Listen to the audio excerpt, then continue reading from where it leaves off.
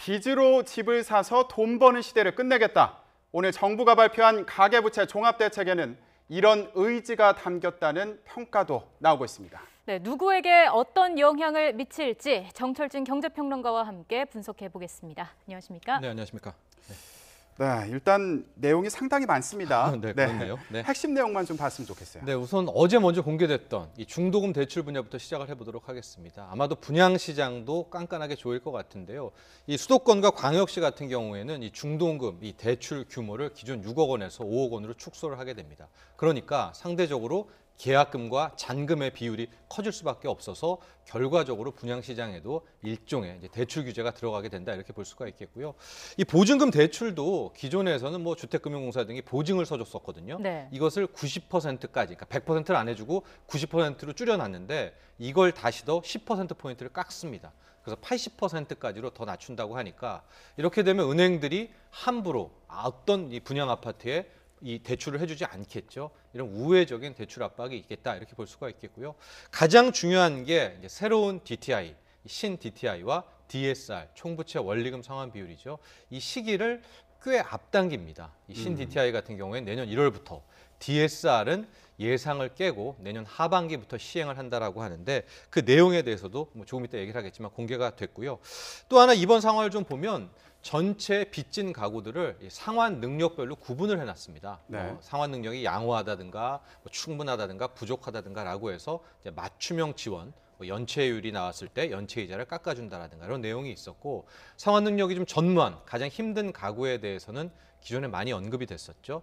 그 채무를 완전히 탕감해주는 이 채권 소각에 대한 이야기도 함께 곁들여졌습니다. 예, 조금 전에 신 DTI와 DSR 시기가 많이 앞당겨졌다라고 말씀해 주셨는데 네. 이 특징에 대해서 좀 더 자세히 설명을 해주시죠. 그렇습니다. 이 신 DTI는 내년 1월부터 시행이 되는데요. 원래적인 의미의 신 DTI는 이제 우리가 소득의 미래 소득의 흐름을 반영한다라는 것입니다. 즉 무슨 얘기냐면 현재 40대, 특히 50대 같은 경우에는 소득은 많지만 향후 10년 뒤, 20년 뒤의 소득은 줄 수밖에 없지 않습니까? 그러니까 이 소득이 주는 것을 감안해 이것을 DTI 비율에 넣는다는 것이고, 상대로 뭐 20대, 30대 같은 경우에는 지금 소득이 적지만 나중에 많아질 테니까 이걸 감안해 좀 DTI를 좀 넉넉하게 해준다. 이게 신 DTI인데요. 네. 오늘 발표된 신 DTI는 여기에다가 실은 앞으로 주택담보대출을 계산을 할 때는 이 새롭게 집을 사는 그 집뿐만이 아니라 이미 대출을 받았던 기존 주택담보대출의 원리금까지도 함께 넣어서 계산한다 이런 겁니다.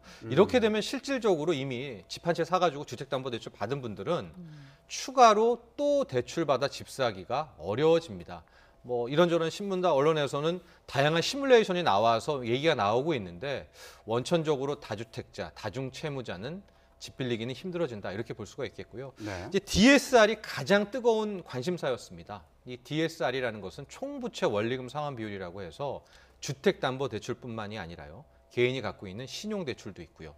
뭐 자동차를 할부로 구입했으면 그 할부도 있겠고요. 또 마이너스 통장 많이 쓰지 않습니까? 이런 것들을 평균 만기에 평균 대출 금리를 적용을 해서 다 원리금으로 쪼갭니다. 1년에. 그래서 본인의 소득 대비 몇 프로까지로 이제 제한해가지고 하는 건데요. 지금 당초에는 뭐 150%, 200% 이런 비율이 나왔는데 오늘 나온 것은 일단 DSR의 비율을 몇 프로로 할지는 이제 밝혀지지는 않았습니다. 네. 그럼에도 불구하고 내년 하반기부터 시행한다는 시행 일자는 굉장히 앞당겼기 때문에 실제적으로 간접적으로 상당히 대출에 대한 압박은 될 수 있겠다 이렇게 볼 수 있습니다. 네. 그러면 일단 지금 당장 나온 내용을 보면 네.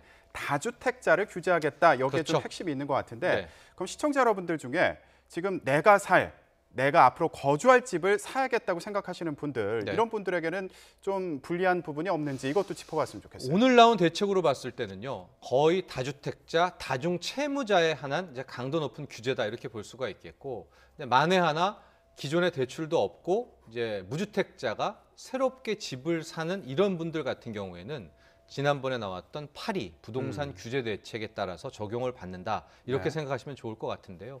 그러나 이제 개인에 따라서 또 하나의 문제는 이제 내년 하반기부터 앞서 말한 것처럼 DSR 총부채 원리금 상환 비율이 실시되지 않습니까? 네. 네. 그래서 뭐 마이너스 통장을 좀 쓴다거나 개인에 따라서 또 이 신용대출이 좀 있는 분들은 이렇게 저렇게 내년 하반기쯤엔 영향을 받을 수가 있습니다. 근데 우리가 집을 살 때 뭐 사야지 하고 한 달 뒤에 사진 않지 않습니까? 적어도 한 3개월, 6개월 동안 보고 있기 때문에 이 점을 좀 고려하시는 것이 지금이라도요. 실수요자분들은 현명할 것으로 보입니다. 예, 참 꼼꼼하게 살펴봐야 할 것 같은데 이번 내용을 살펴보면 도덕적 해이가 제기되고 있는 채권 소각에 대해서도 언급이 돼 있습니다. 이걸 네. 좀 쉽게 설명을 해주시죠. 그렇습니다. 이제 상환 능력에 따라서 현재 빚진 가구들을 분석하고 있다고 하지 않았습니까? 근데 맨 마지막, 그러니까 불가능 가구들은 어떻게 할 것인가 여기에 대해서도 대책이 좀 언급돼 있었었는데요. 이것은 문재인 대통령의 공약 사항이기도 했었는데 이분들 같은 경우에는 이미 상환 가능성이 없다 이렇게 보여지거든요. 실질적으로 이분들의 뭐 채무들 100원을 지었다고 하면 한 뭐 2원, 3원 시중에 이렇게 평가가 되고 있습니다. 이 중에서 국민행복기금이 보유한 1,000만 원 이하의 장기 연체자들에 한해서 채권 소각을 통해서 아예 이제 빚탕감을 해주는 것을 고려한다. 또 하나 국민행복기금뿐만이 아니라 대부업체라든가 나아가서 민간 금융기관에서도 이런 종류의 이 상환 능력, 이 완전히 불가능 가구에 대해서는 이 비탄감에 대해서도 언급이 되어 있는데요. 이 부분은 실은 좀 모랄 해저드 차원에 대한 또 비난도 있지 않습니까? 여기에 대한 것들을 함께 조율할 것으로 분석이 되고 있습니다. 네, 지금 종합대책이 발표되기 전에 나왔던 얘기가 이제 빚내서 집을 사서 돈 버는 시대를 끝내겠다 이런 얘기가 나왔었는데요. 네. 부동산 시장에 실제로 어떤 영향을 미칠까요? 일단 파리 부동산 규제 대책 나오면서 거래량이 급감한 그런 상황입니다. 아직까지 가격이 떨어지고 있다라고는 보여지지 않는데 거래량이 급감한 상황에서 이번에 가계부채 종합대책은 거의 실수요자를 제외한 투자 혹은 투기 수요는 원천 차단됐다 이렇게 볼 수밖에 없습니다. 그래서 이렇게 저렇게 부동산 시장에는 악영향을 받을 수밖에 없는데요. 당국에서도 좀 이 점을 고려는 하고 있지만 그럼에도 불구하고 우선은 부동산의 투기 버블을 좀 잡겠다라는 게 당국의 의지 같습니다. 네. 그럼에도 불구하고 우리나라는 이제 부동산이 꺾일 때 경기가 함께 꺾이는 이런 모습들을 그동안에 많이 보였거든요. 여기에 대한 대책도 필요할 것 같고요. 아마 우리 시청자분들, 투자자분들은 지금부터 가장 현명한 재테크가 뭐냐? 비테크입니다. 예, 이제 본인이 급전이라든가 부채를 많이 지고 있다면 네. 따르게 투자를 해서 벌 생각보다는 이 빚부터 갚아 나가는 게 필요하고요. 참 너무나 안타깝게도 전 세계가 또 우리나라도 금리 인상이 이제 본격 시작되는 그런 와중이고 이제 내년부터는 바젤 3라고 해서요. 약간 어렵지만 IFRS 9, 그러니까 금융권에서 굉장히 이제 유동성을 조이게 되는 이제 그런 정책이 시행이 됩니다. 그래서 이렇게 저렇게 내년에는 좀 유동성 부족 상태가 많이 나올 수 있기 때문에 급전들 빚은 빨리 갚고 또 하나 본인 스스로가 좀 유동성도 좀 많이 확보해 놓는 이런 자세가 필요할 것 네. 같습니다. 그러니까 추가적으로요. 내 집을 갖겠다 생각하시는 분들도 결국에는 빚을 관리를 먼저 잘 해라 이런 그렇습니다. 조언이신 거죠. 예, 빚을 30% 이상 지고 내 집을 산다라는 것도 아마 상당히 힘들 것 같거든요. 그래서 꼭 실수요자 같은 경우에 제가 권해드리는 것은 30-30. 그러니까 집값에 대출은 30% 이하로. 네. 또 뭐 담보대출 원리금 내는 게 자신의 소득, 연소득 대비 30% 이하로.